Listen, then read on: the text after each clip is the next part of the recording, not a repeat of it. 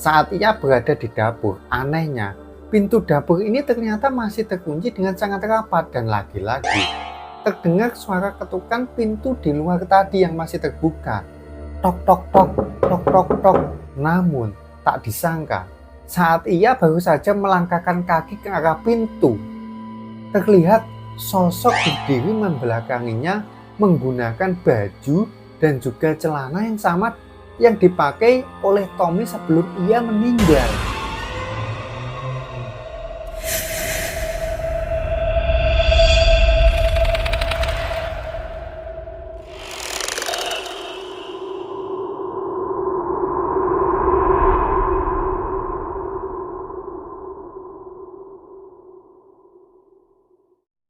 Assalamualaikum warahmatullahi wabarakatuh. Terima kasih yang udah klik video ini. Ketemu lagi di channel Kembang Wingit. Bersama saya Hendra di sesi Saib, Saksi Gaib.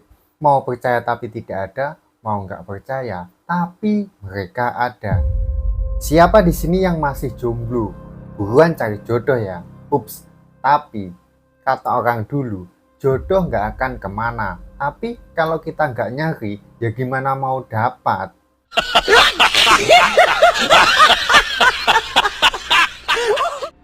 Kalau kalian yang udah ada jodohnya ini, mungkin sebentar lagi mau lanjut ke jenjang pernikahan.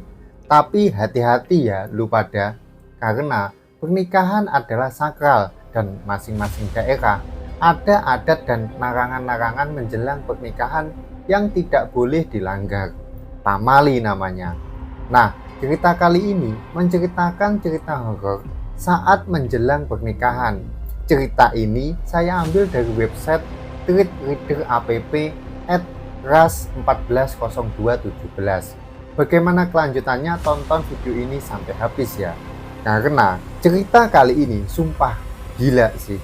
Oke, tanpa banyak cincong, langsung ambil cemilan, pasang headset kalian, kencangkan volumenya, tegakkan badan, pejamkan mata, dan kita mulai.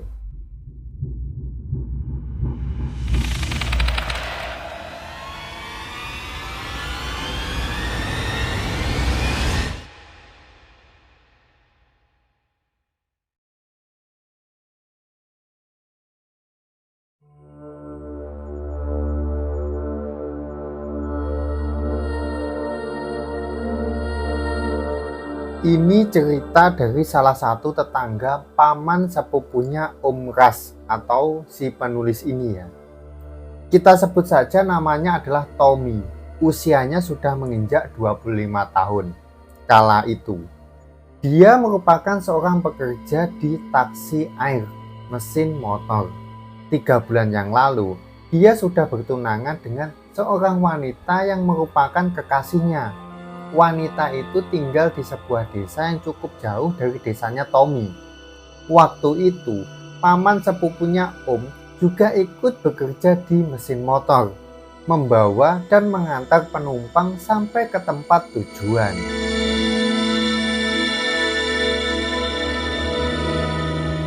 Hari itu, wajah Tommy nampak sangat senang sekali karena ia dan keluarganya akan segera berangkat ke desa tunangannya si Tommy ini untuk mengantar seserahan dan menentukan hari pernikahan keduanya. Wih, mengantar seserahan ya bro? Tegur paman sepupu Om yang akan kita panggil dengan namanya Mang Tikil.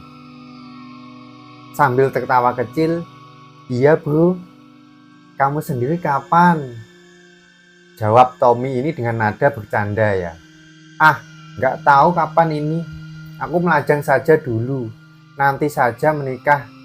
Tommy menepuk pundak Mang Tikil sambil tertawa. Lalu berpamitan untuk segera pergi. Karena keluarganya sudah lebih dulu turun ke sungai. Kurang lebih sekitar 3 jam perjalanan di air menggunakan mesin motor. Rombongan keluarga Tommy pun sampai di lanting milik keluarga calon istrinya si Tommy ini ya. Singkatnya, proses seserahan berjalan dengan lancar dan penuh kekeluargaan. Dan hari pernikahan jatuh pada hari Minggu kedua setelah hari itu. Wajah Tommy tentu saja sangat sumringah, senang sekali dia. Setelah Tommy dan keluarganya kembali ke desa mereka, larangan-larangan mulai diberikan pada Tommy sampai menuju hari hanya pernikahan mereka. Tommy ini dilarang pergi kemana-mana tanpa izin atau ditemani oleh salah satu anggota keluarga. Kalau bekerja pun Tommy selalu dan disuruh berhati-hati dan diawasi. Karena di keluarga mereka ada kepercayaan kalau calon pengantin adalah orang yang sangat rentan terhadap hal-hal gaib. Dan sangat dilarang bepergian jauh ke tempat-tempat yang jauh tanpa pengawasan dari pihak keluarga. Kalaupun diperbolehkan bekerja, itu pun harus dalam pengawasan. Karena katanya, sosok-sosok gaib sangat mengincar aroma-aroma calon pengantin dan bisa menimbulkan bahaya, bahkan kematian jika larangan itu dilanggar oleh si calon pengantin, sengaja maupun tidak sengaja.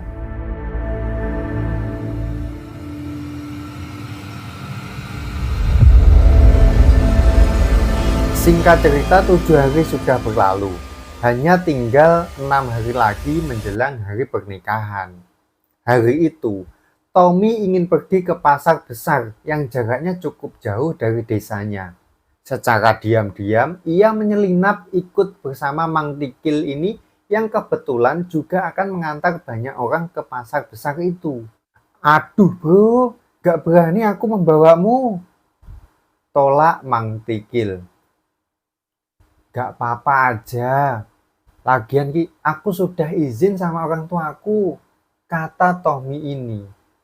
"Kamu sungguh-sungguh," kata orang pamali, kalau sudah dekat hari pernikahan begitu jalan-jalan ke tempat jauh. Pamali itu namanya. Mang Tikil memastikan lagi. "Ya, aku juga sudah tahu kalau itu. Mau tak mau, Mang Tikil ini akhirnya menghidupkan mesin motornya dan bersiap berangkat. Lampu sorot pun sudah dihidupkan. Perlahan-lahan, mesin motor yang mengangkut banyak orang itu pun berangkat. Suara azan subuh terdengar berkumandang dari masjid di pinggir sungai yang mereka lalui. Allahu Akbar, Allahu Akbar. Saat sedang mengemudikan mesin motor, Mang Tikil ini didatangi oleh salah satu rekan kerjanya. "Hati-hati, airnya sepertinya sedang naik," kata teman Mang Tikil ini mengingatkan Mang Tikil ya. Karena seperti yang mereka ketahui, bila air ini naik, pasti banyak kayu-kayu yang hanyut dan kalau sampai tersangkut di roda maupun tertabrak, maka akan menghambat perjalanan mereka. Atau kalau nasib sedang tidak beruntung, badan mesin motor akan rusak dan patah. Resikonya yaitu karam akan sangat besar. Apalagi air sedang deras-derasnya, sulit untuk para penumpang berenang ke tepi. "Oke, aku sudah lihat, kamu ke depan saja," jawab Mang Tikil ini. Mang Tikil benar-benar berkonsentrasi penuh mengemudikan mesin motor itu. Namun, sesuatu yang benar-benar tidak disangka terjadi. Mesin motor itu mendadak mati sebelum sempat menghindari batang besar yang mengapung di air, yang tepat berada di depan mesin motor dan habis sudah badan mesin motor itu terhempas batang pohon besar tersebut. Ditambah lagi cuaca yang tiba-tiba saja hujan. Suara teriakan dari teman-teman Mang Tikil tak terdengar sama sekali. Lampu saplai pun sudah mati. Mereka ini benar-benar dalam gelap gulita saat itu. Masuk air, kita karam!" teriak Mang Tikil seraya berlari meneriaki orang-orang yang masih berada di dalam mesin motor itu. Nah, setelah mendengar teriakan Mang Tikil, para penumpang yang berada di dalam ini semakin panik dan masing-masing cepat mengumpulkan benda-benda berharga mereka yang dibawa. Nah, satu persatu terjun masuk ke dalam air yang pada saat itu sedang naik dan sangat deras. Mereka yang sudah terjun bersusah payah untuk menggapai tepian sungai. Beberapa penumpang yang membawa anak bayi dan balita ragu untuk terjun ke air. Maka ibu-ibu itu memeluk erat anaknya. Sementara Mang Tikil masih berusaha menyelamatkan beberapa lansia yang tentu saja sudah tidak memungkinkan untuk berenang ke tepi. Begitu juga dengan si Tommy ya. Dia juga sibuk membantu membawa anak-anak lain untuk sampai ke tepi sungai. Misi penyelamatan di bawah derasnya hujan dan berpacu dengan waktu itu sangat menegangkan sekali. Bahkan kakinya Mang Tikil ini dan temannya ini terluka cukup parah saat berkali-kali harus terjun ke air untuk menyelamatkan orang-orang. Dan untungnya para penumpang semuanya ini selamat. Meski ada beberapa ya yang shock dan terluka. Juga tak sedikit juga yang marah-marah karena menganggap kecelakaan itu adalah kesalahan dari si pengemudi mesin motor. Mereka terpaksa harus menunggu sampai mesin motor lainnya lewat. Beberapa orang kehilangan tempat yang mereka dan tidak sedikit yang kehilangan ayam juga sayur mayur yang akan mereka jual ke pasar besar. Namun mereka sadari Tommy sudah tidak ada lagi bersama mereka.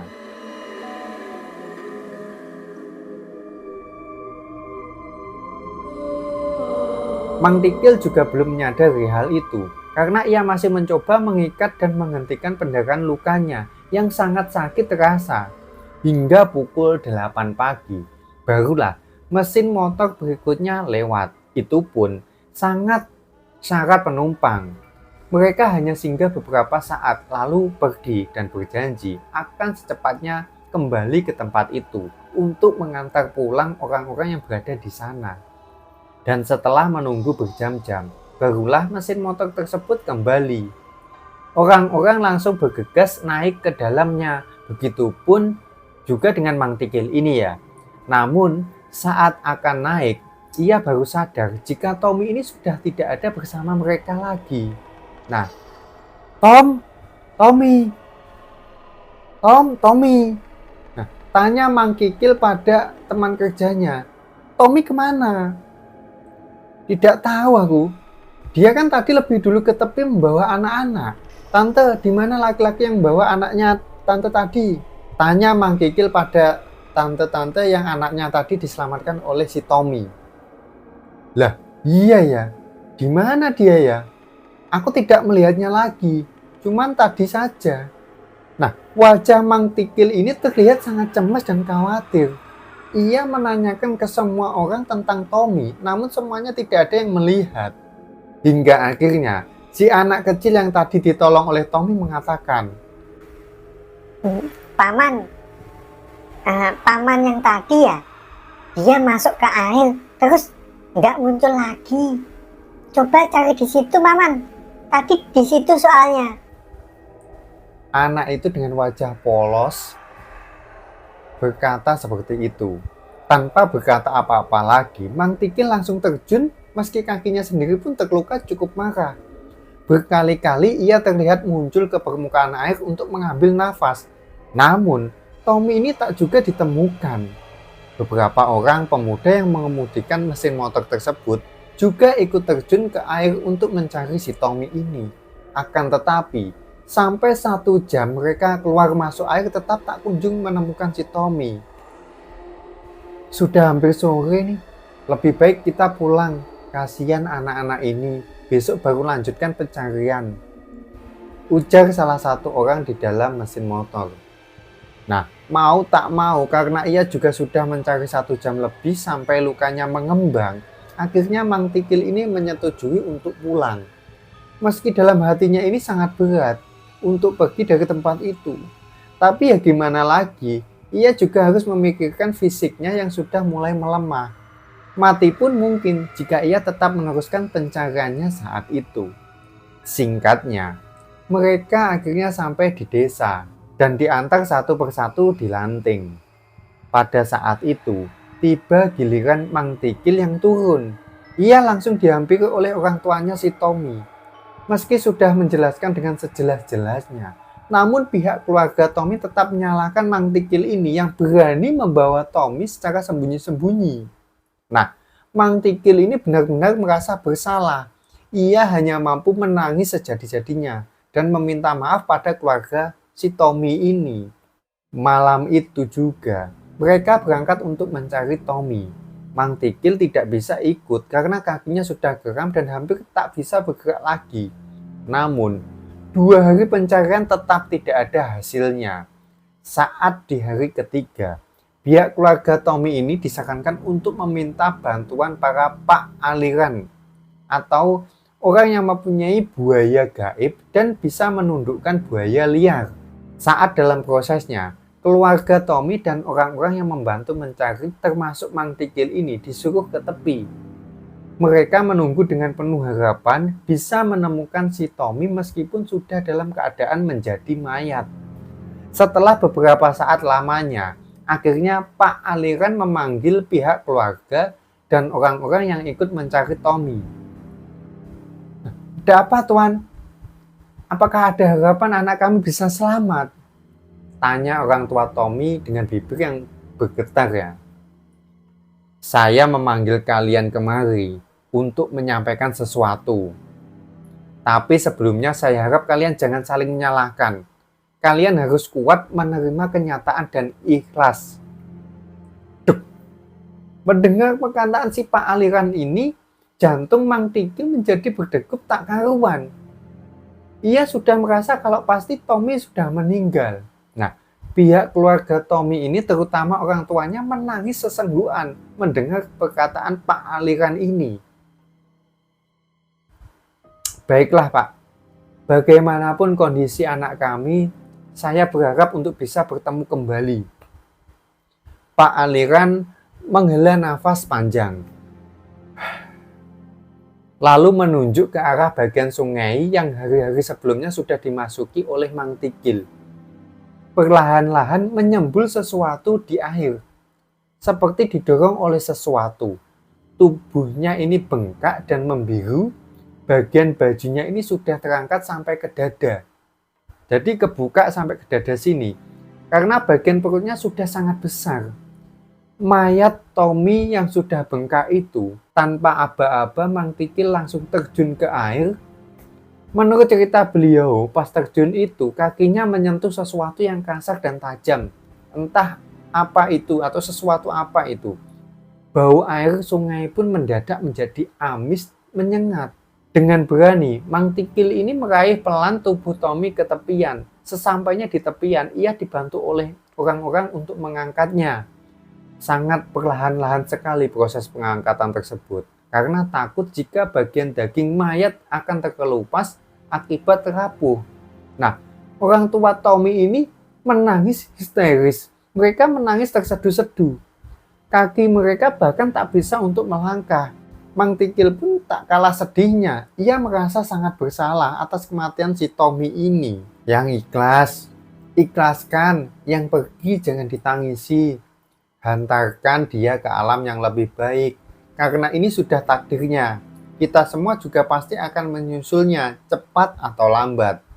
Dan dengan cara yang entah kita sendiri pun juga tak tahu bagaimana, kata Pak Aliran ini. Namun, sulit untuk tidak menangis, apalagi jika kehilangan keluarga yang benar-benar sangat dicintai. Dan sosok Tommy di keluarga dan orang-orang sekitarnya merupakan sosok yang sangat baik dan mudah akrab dengan siapapun, walau kadang sikapnya agak memaksa untuk mendapatkan sesuatu. Tentu sangat berat untuk mengikhlaskannya. Setelah mayat diletakkan ke dalam mesin motor, di bagian depan badan mesin motornya diikatkan daun hidup yang lumayan banyak sebagai ciri dan syarat bahwa mesin motor itu sedang membawa orang yang meninggal. Perlahan-lahan mesin motor mulai berangkat membawa pulang mayat si Tommy ini untuk dimakamkan selayaknya. Singkat cerita, mereka pun sudah sampai di rumah. Pihak keluarga yang menunggu di rumah kebanyakan adalah perempuan itu yang langsung menangis saat tahu bahwa Tommy pulang dalam keadaan sudah menjadi mayat, yaitu calon istrinya ini tadi. Saat dimandikan, terpaksa bajunya ini harus digunting karena tidak memungkinkan untuk dilepas. Dan ada beberapa gigitan-gigitan kecil seperti ikan ditemukan di beberapa bagian tubuhnya. Karena tubuh mayat yang sudah membengkak, mereka sedikit kesusahan untuk memandikan dan mengukur galian lubang kuburan. Hingga akhirnya sekitar pukul 4 sorean, jenazah Tommy pun dimakamkan. Proses pemakaman diiringi dengan tangisan para keluarga yang masih belum ikhlas dan melepaskan kepergian Tommy.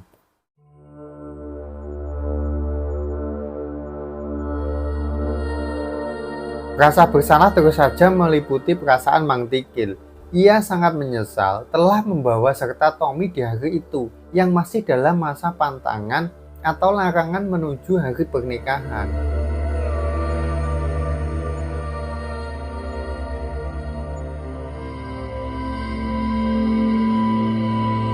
Malam harinya, saat Mang Tikil baru akan memejamkan matanya, dari arah luar terdengar suara ketukan pintu. Jadi pintunya itu diketok, tok tok tok, 3 kali ya. Mang Tikil terdiam untuk beberapa saat. Ia ragu akan siapa tamu yang datang tengah malam seperti itu. Namun, suara ketukan itu masih saja terdengar. Irama ketukannya semakin cepat. Karena risih sekaligus penasaran, akhirnya Mang Tikil ini beranjak dari kasur tipisnya. Sesampainya di depan pintu, Mang Tikil masih agak ragu untuk membuka pintunya. Ia takut kalau itu adalah ulah salah satu keluarga Tommy yang masih tetap bersikukuh menyalahkan dirinya dan berniat untuk menyelakainya. Tok tok tok, tok tok tok. Klik, pintu terbuka. Tetapi tak ada siapapun di luar sana. Jadi gak ada siapa-siapa di luar. Saat Mang Tikil melihat ke lantai, ada genangan air di situ. Loh, di bawah ini kok ada genangan air? Batinnya Mang Tikil ini. Seketika itu juga bulu kuduk Mang Tikil ini merinding. Cepat-cepat Mang Tikil ini kembali menutup pintu rapat-rapat. Nafasnya terengah. Saat ia berjalan ke arah kasur, dari arah pintu kembali terdengar suara ketukan. Tok tok tok, tok tok tok. Perasaan Mang Tikil mulai tak karuan saat itu. Namun ia tetap mencoba menghalau pikiran anehnya dan menganggap ketukan-ketukan itu hanyalah ulah dari orang-orang yang iseng. Saat ia mendekat lagi ke arah pintu, dari lubang bawah pintu yang ada airnya tadi masuk ke dalam dan membasahi ujung jari Mang Tikil. Jadi genangan airnya tadi masuk ke dalam rumah dan terkena kakinya Mang Tikil. Ia menelan ludahnya yang terasa keluh. Perlahan-lahan ia membuka pintu tersebut dan mengintip keluar. Namun lagi-lagi tidak ada siapapun. Tetapi air yang tadi semakin bertambah banyak dan juga ada jejak telapak kaki berair di luar sana. Nah, apakah mungkin ada orang yang isengnya terniat seperti ini? Batin Mang Tikil mulai ragu jika itu adalah perbuatan manusia. Tiba-tiba, suara dari arah pintu dapur yang dibanting dengan keras mengagetkannya. Mang Tikil ini bergegas ke dapur dengan membiarkan pintu luar ini masih dalam keadaan terbuka karena mengira itu perbuatan dari kucing ataupun tikus yang sedang berlarian. Nah, saat ia berada di dapur, anehnya pintu dapur ini ternyata masih terkunci dengan sangat rapat dan lagi-lagi terdengar suara ketukan pintu di luar tadi yang masih terbuka. Tok tok tok, tok tok tok. Merasa dipermainkan, Mang Tikil ini mulai mengumpat kesal. Namun tak disangka, saat ia baru saja melangkahkan kaki ke arah pintu, terlihat sosok berdiri membelakanginya menggunakan baju dan juga celana yang sama yang dipakai oleh Tommy sebelum ia meninggal. Dan seingatnya, baju serta celana itu sudah disobek saat melepaskannya dari tubuh si Tommy. Air menggenang di bawah kaki sosok itu berpijak. Seketika, lidahnya ini terasa kaku, kakinya pun gemetaran, serasa tak mampu lagi menahan beban tubuhnya. Lalu Mang Tikil ini berkata, "Kamu itu siapa?" Sosok itu memutar kepalanya perlahan sampai benar-benar berputar ke belakang dan menatap Mang Tikil dengan seringai yang mengerikan. Jadi kepalanya itu memutar ke belakang sini. Nah, tanpa badannya ini ikut, jadi berputar 180 derajat. Dan sosok itu mengucapkan, "Tommy."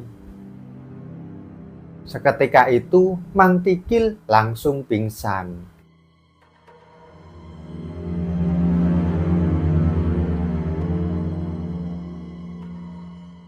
Sekitar beberapa saat kemudian, ia kembali tersadar. Namun anehnya, tak ada apa-apa di situ. Air yang tadi pun juga sudah tak ada lagi. Mang Tikil masih dalam keadaan takut, gemetar, dan lemas. Cepat-cepat ia kunci pintunya dan pergi ke kasur. Ia tutupi seluruh tubuhnya dari ujung kaki sampai ujung rambut dengan selimut. Nafasnya ini turun naik tak beraturan. Nah, keesokan harinya, Mang Tikil membeli beberapa macam jenis kue seperti cucur, cincin, apem, dan lain-lain. Juga beberapa jenis bunga, ada melati, kamboja, kenanga, dan lain-lain. Ia pergi membawa semua benda itu dengan ikut mesin motor yang lewat.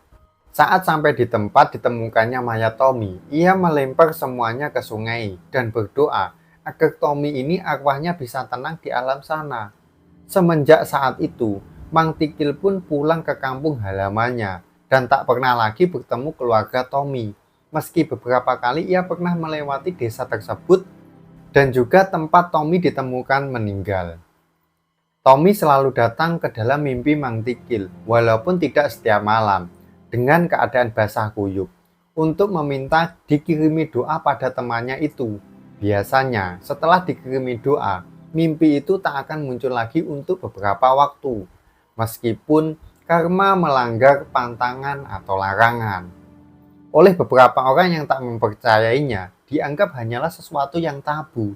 Namun, tak sedikit juga orang yang pernah mengalaminya secara langsung, menceritakan berbagai macam pengalaman mereka dan dibagikannya. Di beberapa daerah, bukan hanya di Kalimantan, mungkin juga ada cerita kepercayaan larangan sebelum menikah. Dan tentu saja, versi ceritanya juga berbeda. Intinya, percaya atau tidak, kita harus saling menghargai kepercayaan setiap daerah ataupun setiap keluarga. Nah, kalau kalian gimana? Apakah ada larangan sebelum menikah? Komen di bawah ya.